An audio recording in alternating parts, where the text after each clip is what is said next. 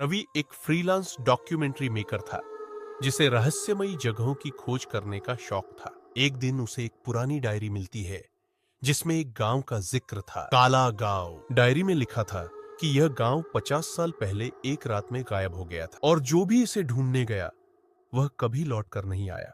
रवि को यकीन नहीं हुआ। उसने इंटरनेट पर खोजा, लेकिन उस गांव का कोई जिक्र नहीं मिला। यह बात उसे और भी ज्यादा उत्सुक कर गई। उसने अपने दोस्त अजय और सिम्मी के साथ वहां जाने का प्लान बनाया। रात के 8 बजे तीनों दोस्त कार से निकले और डायरी में दिए गए निर्देशों के हिसाब से जंगल की ओर बढ़ने लगे। रास्ता सुनसान और डरावना था।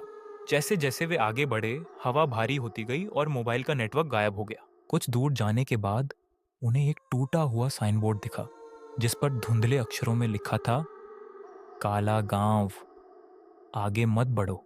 अजय हंसते हुए बोला, यार ये सब डराने के लिए किया गया होगा। लेकिन सिम्मी की आवाज में हल्का डर था।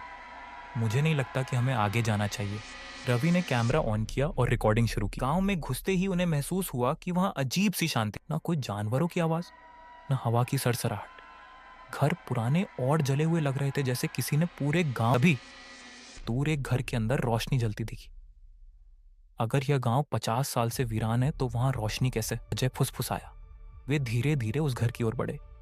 दरवाजा थोड़ा सा खुला। ऐसे ही रवि ने दरवाजा धक्का दिया, वह चरमराने की आवाज के साथ अंदर खुल गया। के अंदर एक पुराना लकड़ी का झूला धीरे धीरे हिल रहा था, जबकि हवा तक नहीं चल रही थी। दीवारों पर अजीब चित्र बने थे, तानों की शक्लें, बिना आंखों के। सिम्मी ने कांपते हुए कहा, मुझे लग रहा है कोई हमें देख रहा है। अजय मजाक में हंसने ही वाला था कि तभी धप, पीछे से किसी ने उसके कंधे पर हाथ रखा। अजय झटके से पलटा, लेकिन वहां कोई नहीं था। तभी उन्हें पास के घर से किसी के फुसफुसाने की आवाज आई। तीनों तेजी से वहां गए और अंदर झांका।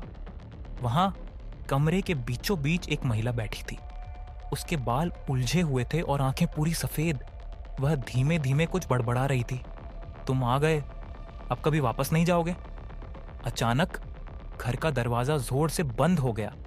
अंधेरे में अजय और सिम्मी की चीखें गूंज उठी। रवि ने टॉर्च जलाने की कोशिश की, लेकिन बैटरी खत्म हो गई। जब अंधेरा हटा तो सिम्मी और अजय गायब हो चुके थे। रवि के कैमरे में अब सिर्फ उसकी तेज तेज सांसों की आवाज रिकॉर्ड हो रही थी। तभी अचानक एक बच्ची की हंसी सुनाई दी। रवि ने टॉर्च ऑन करने की कोशिश की और जैसे ही हल्की रोशनी हुई, एक अजीब सी परछाई उसके सामने खड़ी थी। बिना आंखों वाला इंसान। क्या आप इस गांव को ढूंढने की हिम्मत रखते हैं?